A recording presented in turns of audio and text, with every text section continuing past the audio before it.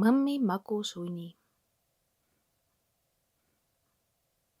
Mõmmi tahab mängida koos Kiisu ja Jänkuga, aga sel ajal, kui Kiisu ja Jänku mängivad, magab mõmmi magusat und ja näeb unenäos, et ta on rüütel.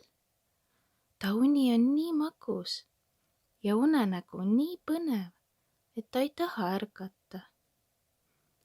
Kui mõmmi lõpuks üles ärkab, ei ole Kiisut ja Jänkut enam kusagil.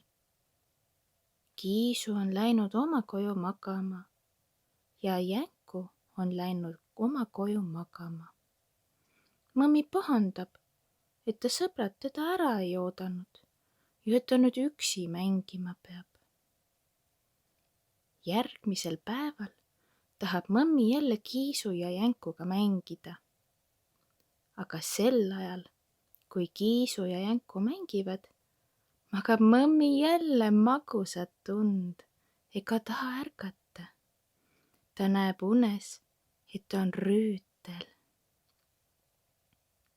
Kui mõmmi lõpuks üles ärkab, ei ole Kiisut ja Jänkut jälle kusagil. Kiisu on läinud oma koju magama ja Jänku on läinud oma koju magama. Mõmmi pahandab, et ta sõbrad teda jälle ära ei oodanud ja et ta jälle üksi mängima peab. Mõmmile meeldis väga tema uni. Samas soovis ta ka oma sõpradega mängida. Mida teeksid sellises olukorras sina?